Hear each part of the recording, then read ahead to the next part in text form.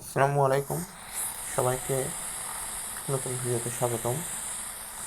আজকে একটা গুরুত্বপূর্ণ বিষয় নিয়ে কথা বলতে চাচ্ছি, সেটা হলো বর্তমান চট্টগ্রাম পরিস্থিতি বা পাহাড়ের বর্তমান পরিস্থিতি নিয়ে।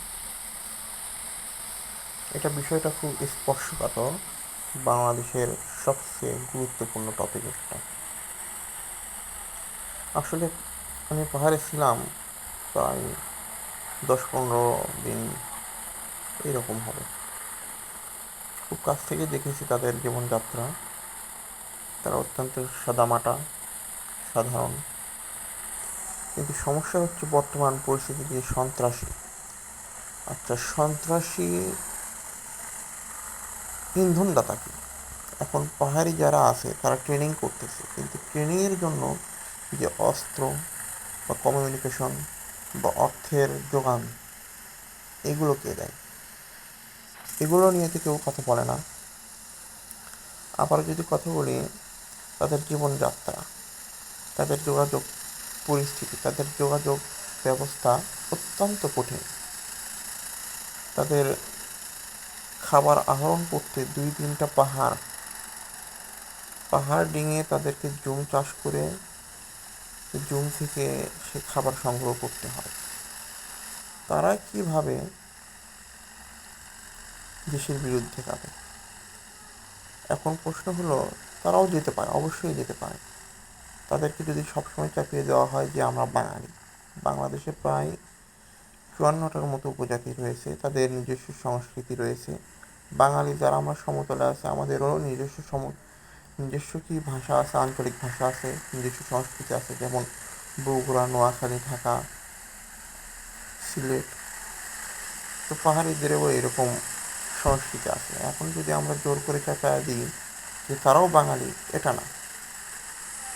আমাদের দেশের ভূখণ্ডের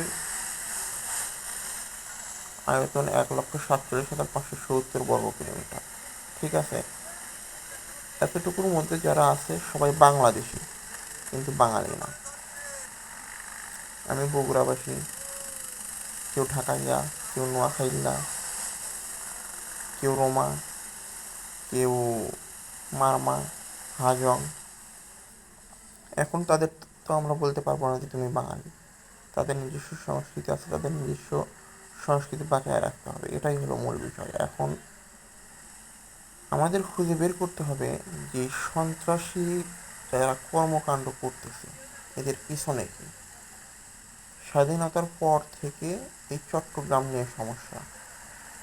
1996 সালের যে চুক্তিটা করা হয়েছিল, তখন সেনাবাহিনী কোথায় ছিল?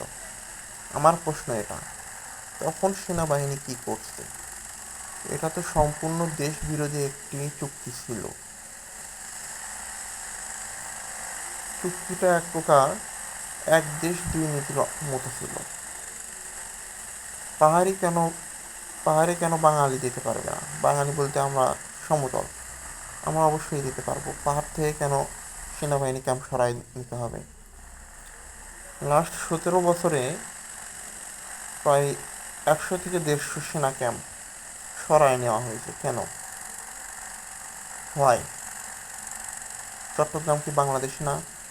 সেখানে কি নিরাপত্তা নেই? সেখানে অবশ্যই সেনা ক্যাম্প থাকবে, সেখানেও সেনা মোতায়েন থাকবে, সেখানেও সেনা টহল দেবে। বগুড়াতেও দিবে, ঢাকাতেও দিবে, সব জায়গাতেই দিবে। 1,47,570 বর্গ কিলোমিটারের নিরাপত্তা নিশ্চিত করার জন্য বিজিবি, সেনাবাহিনী, নৌবাহিনী, বিমান বাহিনী, যত সামরিক এবং আধা সামরিক বাহিনী রয়েছে এবং দেশের যত জনগণ রয়েছে, সকলেই তারা সকলেই এর জন্য দায়বদ্ধ। তাহলে কেন 1996 সালে এই চুক্তিটা করে হবে সম্পূর্ণ দেশ বিরোধী? প্রশ্ন এটা। আর সবসময় ইন্ধন করা হয় যে পাহাড়িরা সন্ত্রাসী করে। আমার কথা, তাদের পেছনে কে আছে? তারা কি তারা যে এই যুদ্ধ করবে, অস্ত্র বা অন্যান্য যে খরচ রয়েছে, এই টাকা কই পাবে? তাদের তো দিন আনলে দিন আনা দিন খাওয়া অবস্থা। আমি তো দেখেছি, সামনাসামনি দেখেছি। জমি থেকে যখন ধান নিয়ে আসে সেটা একটা একটা করে আপনার বেছে তারপরে সেই ভাত রান্না করে খাইতে হয়, একটা একটা করে মেশিনে দিয়ে না।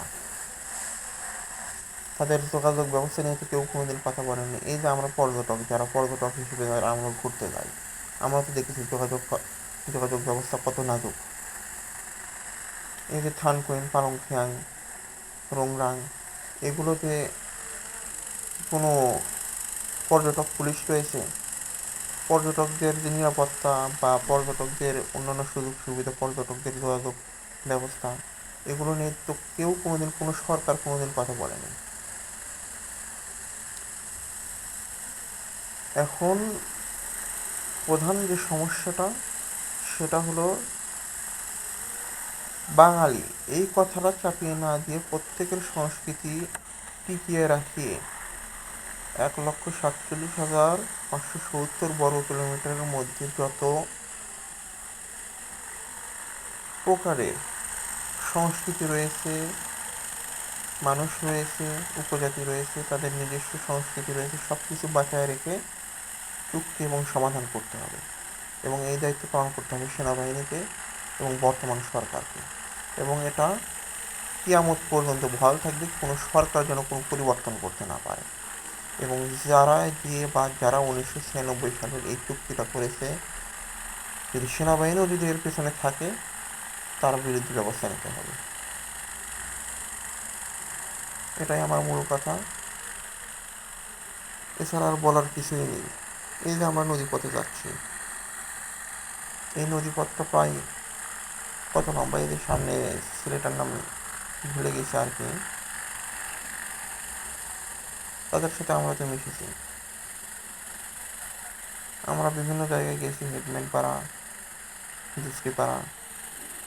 হ্যাঁ, আমরা অনেক কিছুই শুনতে পেয়েছি। তাদের কথা বলেছি, তাদের সাথে তারা আসলে অনেক সাধারণ। তারাও বাঁচতে চায়, তারা বাংলাদেশি হিসেবেই বাঁচতে চায়, বাংলাদেশের মধ্যেই থাকতে চায়। তারা অন্য কোনো স্বাধীন রাষ্ট্র চায় না। তারা তাদের অধিকার চায়। অধিকার কি? তাদের সংস্কৃতি, তাদের খাবার, তাদের যোগাযোগ ব্যবস্থা, তাদের লেখাপড়া, মৌলিক অধিকার। আশা করি আটি ভাঙায় শ্বাস দিতে হবে না। বাঙালি, এই কথা চাপিয়ে দিয়েন না। আসসালামু আলাইকুম।